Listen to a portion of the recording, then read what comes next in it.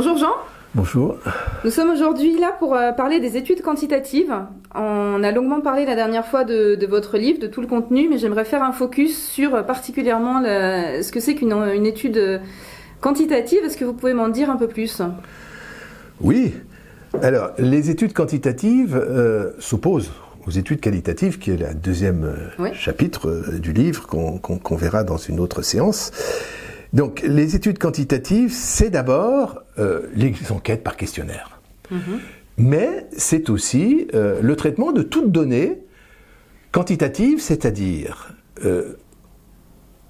disponible en très gros volume, d'une part, mais également très formatée, contenant des nombres, contenant des nomenclatures, comme on peut les rencontrer dans un fichier de données, de clients, de personnel, ou dans une enquête par questionnaire dont les questions sont fermées et très peu ouvertes. D'accord.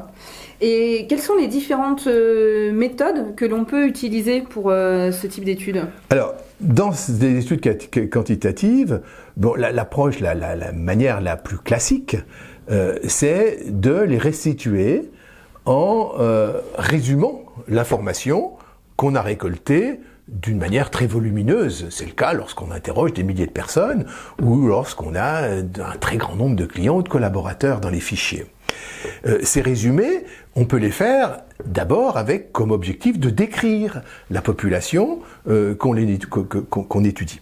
Alors on la décrit en résumant, soit par une moyenne, soit par un pourcentage, on la dépense moyenne ou la satisfaction des collaborateurs, et puis aussi par des nomenclatures, par exemple les genres, les catégories socio-professionnelles, le type de produit utilisé, ou enfin des échelles, des opinions de toute nature.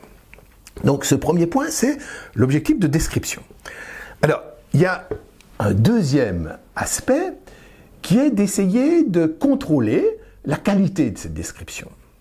Et c'est l'objet de la statistique mathématique ou probabiliste, qui va permettre de dire en quoi l'échantillon qu'on observe peut être pris comme description de la population totale.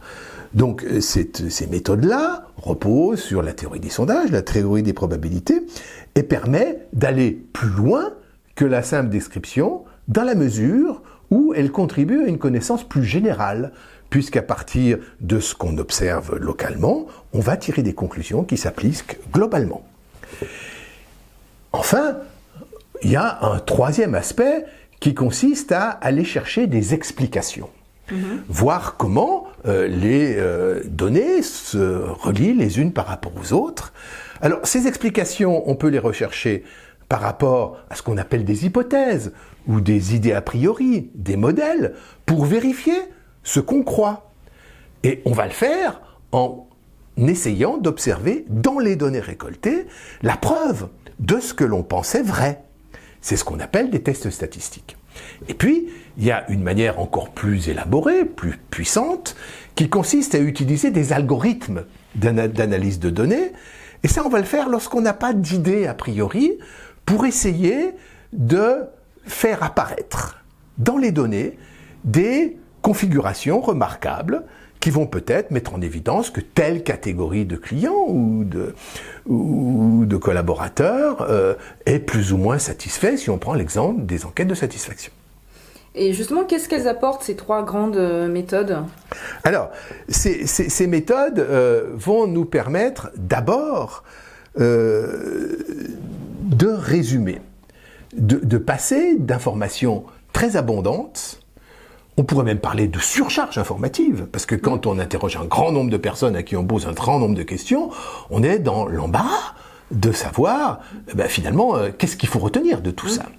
Donc résumer les tendances principales, et puis peut-être aussi identifier les points particuliers, sélectionner les choses étranges ou les choses non représentées. C'est un premier point qui a trait à la description.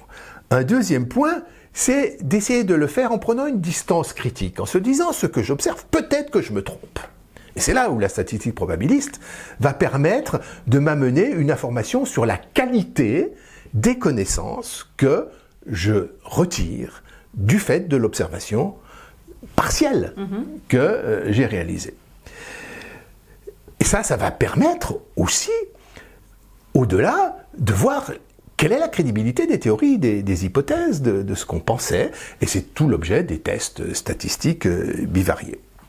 Enfin, ces méthodes-là, les algorithmes d'analyse de données, permettent de voir d'une manière plus exploratoire, et peut-être de découvrir des choses que l'on ignorait. Mais il y a quand même des difficultés, j'imagine, ou des limites sur ces différentes analyses? Non, il n'y en a pas. Bien sûr qu'il y a des difficultés. Et la première difficulté, c'est la qualité des données. Ouais. Tous les algorithmes, tous les modèles statistiques n'ajoutent pas d'informations. Si les données sont mauvaises, les résultats seront mauvais. Alors, qu'est-ce que c'est que de mauvaises données? Alors, des mauvaises données sont d'abord des données qui ne varient pas. Tout le monde répond de la même manière. Dans une enquête, tout le monde coche la première colonne. Des données sans variance, disent les statisticiens.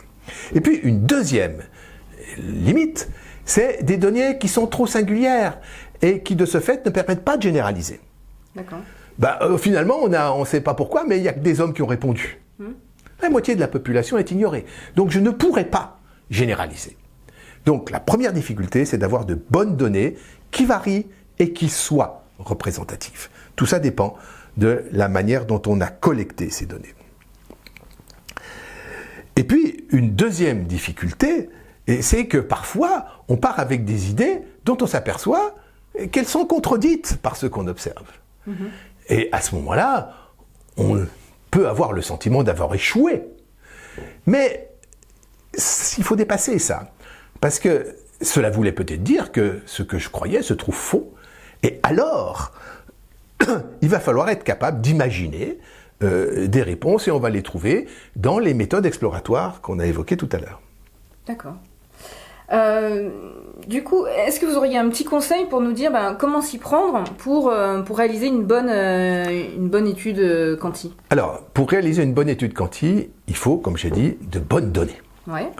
Donc sélectionner les bons fichiers, fabriquer le bon questionnaire, si possible, trouver, pour ça il faut avoir des sources qui soient crédibles, qui ne soient pas trop biaisées. Donc une fois que ceci est réalisé, eh bien il va falloir analyser tout ça. Et pour ça, il faut des outils. On ne peut pas le faire sans outils. Comme je vous l'ai dit, les études quantitatives, c'est des études à forte volumétrie. Donc, il faudra des outils de décompte, d'analyse statistique, ça va d'Excel à tout autre logiciel de type statistique. Sans outils, vous ne pourrez jamais généraliser, évaluer la qualité de l'information ou découvrir des idées qui vous auraient échappé a priori. Premièrement. Deuxièmement, il faut être capable de trouver la bonne stratégie en fonction de la qualité effective des données qu'on a à sa disposition. Et pour ça, il faut de l'expérience. Pour utiliser des logiciels, il faut de la compétence technique. Ouais. Et pour trouver la bonne stratégie, il faut de l'expérience. Et ceci, ça s'acquiert à force d'entraînement. Alors, vous pouvez vous entraîner en utilisant le logiciel que vous avez à votre disposition. Et puis, avec le temps, vous gagnerez en expérience. Donc on peut conclure que les logiciels proposés par Sphinx répondent aux objectifs que vous avez donnés et dire qu'on peut faire une bonne étude avec Sphinx. Ah bah oui, bien sûr. Parmi tous ces outils, Sphinx est certainement l'un des très bien placés, notamment parce qu'il permet aussi de travailler sur la collecte de données. Et puis, vous savez, vous pouvez aussi sous-traiter, parce que pour faire une bonne étude, il faut bien maîtriser les outils. Ouais. Alors, vous pouvez vous former au logiciel, mais si vous avez peu de temps, la sous-traitance, ça peut être une solution intéressante. Effectivement. Et sur les différents outils mis à la disposition, je fais juste le parallèle avec DataViv, qui est un nouvel outil de collecte et d'analyse et qui répond, je pense, particulièrement bien aux études quantitatives. Ah oui. Actuellement, la limite de Sphinx, c'est que c'est assez compliqué d'ouvrir des données externes. Bon, si vous m'annoncez que DataViv permet de faire ça, c'est très bien. Effectivement, donc rendez-vous bientôt pour une présentation avec DataViv. Ok, merci.